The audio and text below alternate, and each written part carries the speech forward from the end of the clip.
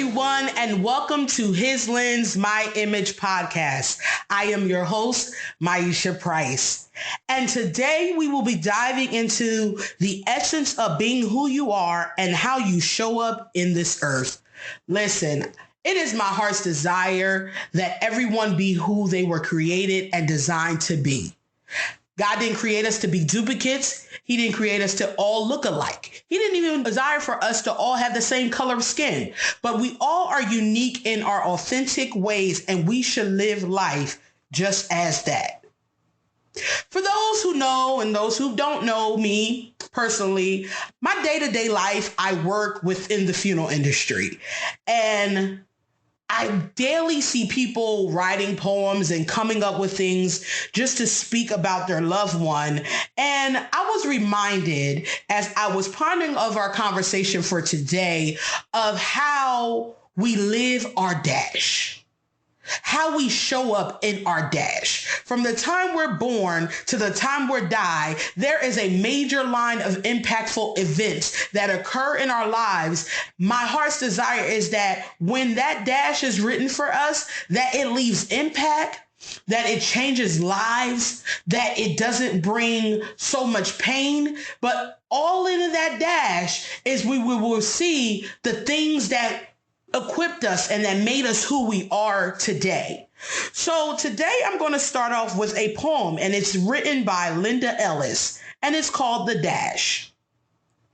It reads, I read of a man who stood to speak at a funeral of a friend. He referred to the days on the tombstone from the beginning to the end. He noted first came the date of birth and spoke of the following date with tears. But he said what mattered most of all was the dash between the years. For that dash represented all the time that they spent life on earth. And now only those who love them know what little that line is worth. For it matters not how much we own, the cars, the houses, the cash. For what matters is how we live and love and how we spend our dash. So think about this long and hard. Are there things you like to change? For you never know how much life is left that can still be rearranged. If we could just slow down enough to consider what's true and real and not always try to understand the way other people feel. Be less quick to anger and show appreciation more, and love the people in our lives like we've never loved before. If we treat each other with respect and more often wear a smile, remember that this little special dash might only last a little while. So when your eulogy is being read with your life's actions to rehash, would you be proud of the things you said about how you spent your dash? So our discussion today is how our dash leaves an impact. For some, our dash comes with a lot of heartache. It comes with a lot of joys. It comes with a lot of victories. It comes with a lot of challenges. It comes with a lot of great, exciting moments. But all of those things are what builds our dash.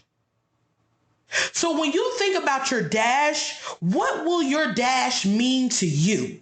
I know for me, what my dash symbolizes for me is that my childhood traumas, the things that I've experienced that kind of built walls and kind of built these kind of security areas for me. I talk about it in my book called Trusting God in the Process, where I experienced some situations where I had family members who tried to violate me.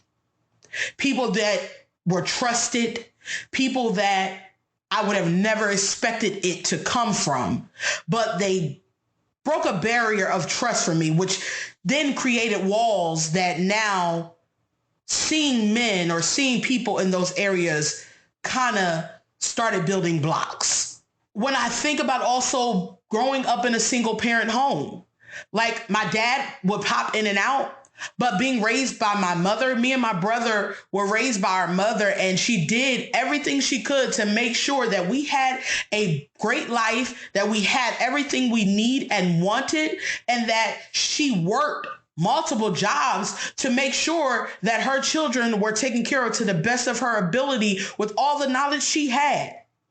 Growing up in a single parent home took an effect on me.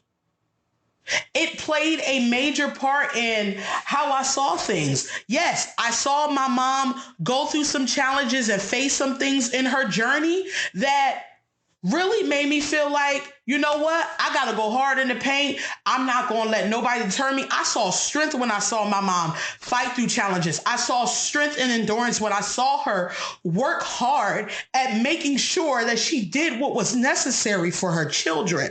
It chokes me up because she did what she had to do. She didn't walk away. She didn't leave the situation, but she stayed. And so often, I know we read the news and see so many things going on in the world about people leaving their kids or killing their kids. But guess what? When you have a parent or parents that stayed in the paint and raised you well, you got to applaud those moments because everybody don't have those opportunities. And although I would have wished to have both parents in the household, that just wasn't the cards that my life was dealt. But what God did do was put me in position to be surrounded by families and be able to live a portion of my life. I lived with my aunt and uncle, which was a dual parent household. And I learned and saw what family life was like to have your children and to have both parents in the household and to sit at a table at family time and discuss what's going on in your lives and be intentional. And those droplets that appeared in my life played a part in how I wanted to be when I got older and how I wanted to build a household. Not only did I grab strength and endurance from my mother, but I also grabbed the wholeness of family life from my aunt and uncle. Not only did I have to deal with those things, when I look at my dash, I think about the insecurities that I face. Growing up, I battled with insecurity. I battled with low self-esteem. I didn't think I was pretty enough. I didn't think I was eloquent enough. I didn't think I had what it takes to show up in this earth. Because growing up, you see other kids in school when, you don't look the part for them up to their expectations. It plays a part because then they pick on you. People bully you. And that's just not something that sat well with me. I had to learn how to navigate through that, and it took years. I remember when I was 16, I tried to kill myself. I tried to commit suicide, and I made a promise to myself years ago that I would never allow myself to get to that point again and allow other people to dictate how I showed up in this earth. In my dash, I see survival. I saw survival mode. I saw not only from with my mother doing what she needed to do to raise her kids, but I learned that with every challenge that I faced in life, that I can overcome this. Even if I was at my last and my lowest, I went through a period of life where I was homeless. And guess what? I learned how to survive through that moment. So when I see things, I don't let it stop me, but I keep pushing forward with everything I have. And sometimes it's down to the very nitty gritty of strength, that little mustard seed of strength that I still have in me that keeps me pushing forward. When I think about my dash, I think about hard work. In everything that I do, I try to put my best foot forward and give it everything I have. Because at the end of the day, I want when my life comes to an end, that my integrity, that my word, and that what I did on this earth has left an impact. I want my life to be of legacy. That when I'm gone, that people hear a timeless sound that will help them remember that as they go about in their lives, something I may have said, something I may have done, whether it was a word in a book or a chapter in a book, or whether it was lyrics to a song that I've written, or whether it was an interaction that we had that helped impact their life. I want my life to leave an impact when I'm gone. That speaks volumes to who the person I was and how I showed up on this earth. I want to create generational healing.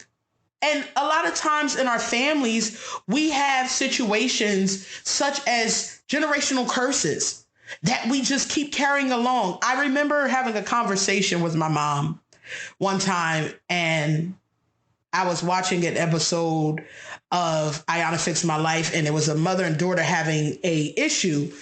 And they were talking about how things that happened in the mother's life she just kept doing that built in a situation with her relationship with her daughter, because all she did was duplicate what she saw being done between her and her mother.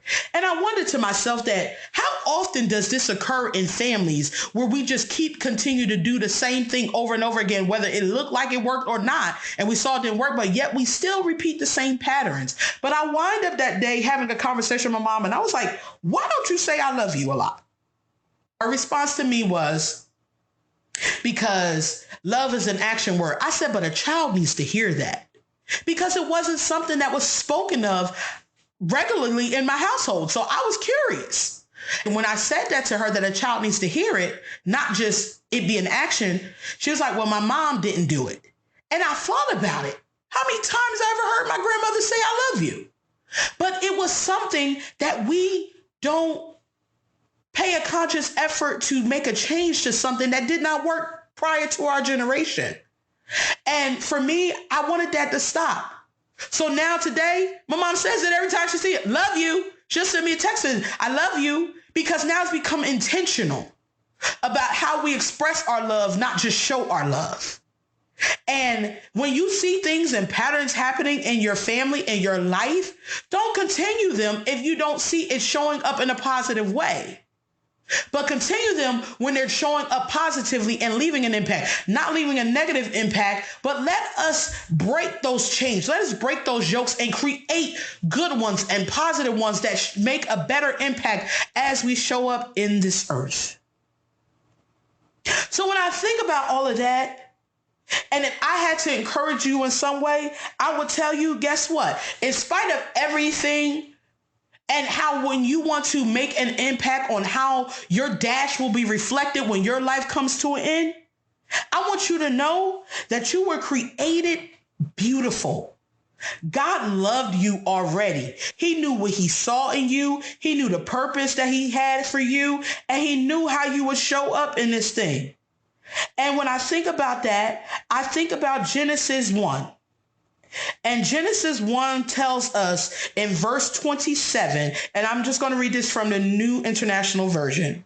It says, so God created mankind in his own image. In the image of God, he created them. Male and female, he created them. So God already knew what he created us to be. He knew what he equipped us to look like. We're in the reflection of him. Soul, mind, and spirit, we are in the reflection of who God is. If he wanted all of us to look alike and to reflect the same way, he would have said, I want everybody to be brown. I want everybody to be white. I want everybody to be green. I want everybody to be red. But he didn't do that. What he said was all of y'all will be different shades of my complexion. All of y'all will have different personalities of me. All of you will have different textures of me. Because that's how he wanted us to show up in this earth. He wanted us to be a reflection of him. And my desire for you today is that you be that reflection that God has called you to be. You were never meant to look like the next, but you were meant to stand out amongst the crowd. So when people say, oh, her style is very different, you're right. It is. It's my style. I don't have to dress like you. I don't have to look like you. I can be who God wants me to be. If I like purple and I want to wear everything purple from head to toe, guess what, baby? I can wear it. If I want to wear twist on one side of my head, curls on the other side, guess what? If that's my style, but as long as you walking bold and confident in who you are and being who you are, but not showing up because you want to be the laughing stock, but being who you are authentically and living in your truth, guess what, baby? I want you to be you. I want you to live your best authentic life that you can. You set the trends, not follow the trends. Let me say that again for the people in the back. You set the trends, not follow the trends. You set the tone when you walk in a room. You don't walk in a room and just join in with what's going on. When you walk in a room, let your step, let your stride, let your smile, let your actions be one that sets the trend and sets the tone for what's coming after that. We got to show up in every moment like we've already been there because we are who we are. Look at yourself in the mirror and tell yourself, remember who you are because that's who God created you to be. I want you to look at yourself and tell yourself, baby, I'm beautiful. Baby, I got this. Nothing can stop you if you let it. But in everything you do, continue to make strides. Continue to be intentional about how you move in this earth. And guess what? I encourage you daily to make affirmations that remind you who you are. So that way, in those moments when it gets rough and it gets hard, that guess what? You don't forget who you are. So whether it's you waking up and you saying, I am beautiful, I am loved, I am accepted, I am wonderfully made, I am strong, I am wise, whatever your mantra that you need to do, I want you to push forward and do just that. I know you hear me say it on things and I say it at the end of the podcast, but when I was thinking about how I wanted to show up in this earth, the words that came to me was be you, love you, and see you. I've learned how to be me, which took a long time, and every day I'm still learning how to be me. I learned how to love me because nobody can love me better than me, other than God. But nobody can love me better than me, and nobody knows how I want to be loved but me. And a lot of times we get in relationships with people and expect them to tell us how we want to be loved, and they can't tell us something that they don't know because we're the ones that know how we want to be loved, how we want to be cared for. So I've learned over the years after I've done the work, after I've gone to therapy, is how to love me. And I learned how to see me. It's important that you learn how to see yourself, not for what other people say, but for who you are. See yourself. See the beauty of who you are. See the strength in who you are. That's what it's all about. So for me, those are my motivations and my affirmations. But what are yours? What are your affirmations that you need to apply to your life every morning when you wake up, when you go to sleep? Let it be the thing that sets the tone for who you are and how you show up in this earth. Make those steps. Be who you are. You are enough. You are more than enough. I don't care what they've told you. I don't care how people made you feel. I don't care what situations you got yourself in. You are enough. And for that, I want you to continue to encourage yourself. And when you think about life and you think about how you move and you go about in this journey, I want you to look at that thing and remember that what impact do I want my dash to make as I live in this earth? My prayer is that your dash be one of impact, your dash be one of victories, that your dash be one of love, that your dash be one of joy. I thank you so much for joining in on this conversation. Just a few things that we have coming up. Listen, I'm always on the move doing something, but for those that are in the Pennsylvania, New Jersey, New York area, I will be hosting a network and chew business social, calling all people who want to get into business, that want to, that are already operating in business, or that work for another company and want to just network. Guess what? This is for you.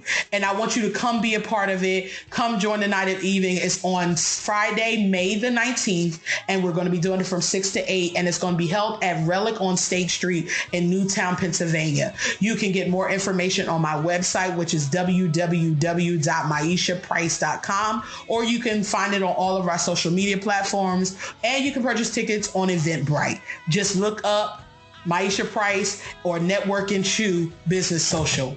I hope to see you there. There is a small fee because we will have food. We will have some drinks.